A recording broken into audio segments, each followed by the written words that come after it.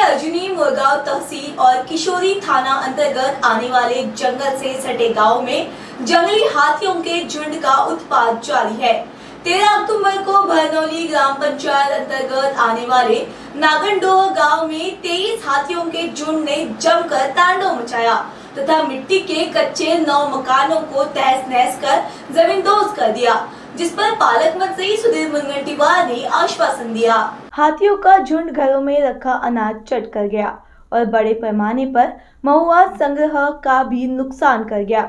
इसके साथ ही घर के फर्नीचर और किचन के बर्तनों को तहस नहस कर दिए। हाथियों के अचानक हुए हमले से नागनडोह ग्रामवासी इधर उधर भागने लगे। हर तरफ अफरा तफरी मच गई। इस दौरान मवेशी गोठे यानी कि तबेले में बंधे एक भैंस के बच्चे को हाथी ने सूंड से पकड़कर जमीन पर पटक पटक कर मार डाला और इस हमले में एक कुत्ते को भी कुचल दिया। हाथियों के झुंड ने देर शाम ग्राम नागनडोह में प्रवेश किया और कच्चे झोपड़े नुमा मकान को धक्का मार ढहाते देख लोग जान हथेली पर लेकर बीवी बच्चों संग अंधेरे में ही जंगल की ओर भागे तथा 3 से 4 किलोमीटर का पैदल सफर तय कर कुमार टोली व तिरखेड़ी गांव पहुंचे तथा अपनी आपबीती सुनाई, जिस पर गांव के लोगों ने आश्रय दिया, जहां उन्होंने रात गुजारी। अर्जुनी मोरगांव तहसील के किशोरी ग्राम पंचायत सदस्य घनश्याम धामट ने जानकारी देते हुए बताया कि यह आदिवासी गांव है तथा बस्ती की लोक संख्या 40 है, जहां मकानों की संख्या सिर्फ 10 है, जिसमें से 9 कच्चे मिट्टी के घरों की हाथियों ने ढहा दिया है। जिन परिवारों पर बेघर होने की आफत आ गई है, उनके ठहरने व खाने पीने की व्यवस्था पड़ोस के बोईटोला स्थित जिला परिषद शाला और आंगनवाड़ी स्कूल में की गई है। हाथियों के झुंड के हमले में 9 मकान जमींदोज होने और घर में रखा अनाज और फर्नीचर इत्यादि लगभग 10 लाख से अधिक का नुकसान हुआ है। इसी के चलते सुधीर मुनगंटीवार, जो कि गोंदिया के पालक मंत्री है, उन्होंने भी आश्वासन दिया है।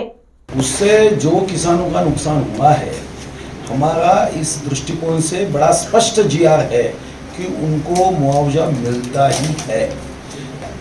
दूसरा निर्णय हमने किया है कि इस विषय का एक कानून बनाया जाए, जिस कानून में 30 दिन के अंदर अगर मुआवजा नहीं दिया जाता है तो उसको बैच के साथ मुआवजा देना चाहिए। वहाँ पे बार बार ये घटनाएं गांवों को होती है, वहाँ पे अभी झटका कुंपन या तार का कुंपन दिया जाएगा कि जिसके माध्यम से ये घटनाओं में कमी आए।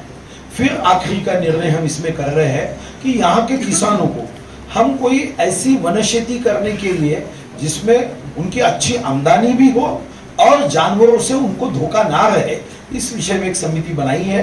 पिछले 4 दिन पहले वो भी समिति का रिपोर्ट आएगा।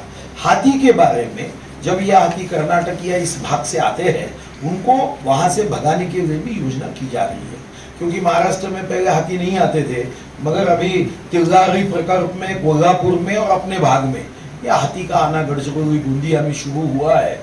अब उस दृष्टिकोण से भी हाथी को भगाया जा सकता है। हाथी को ना पिंजरे में आप बंद कर सकते हो, ना उनको आप समाप्त कर सकते हो। इस योजनाओं को आगे ले जाना पड़ेगा और ऐसे किसानों को विविध दृष्टिकोण से मदद हो।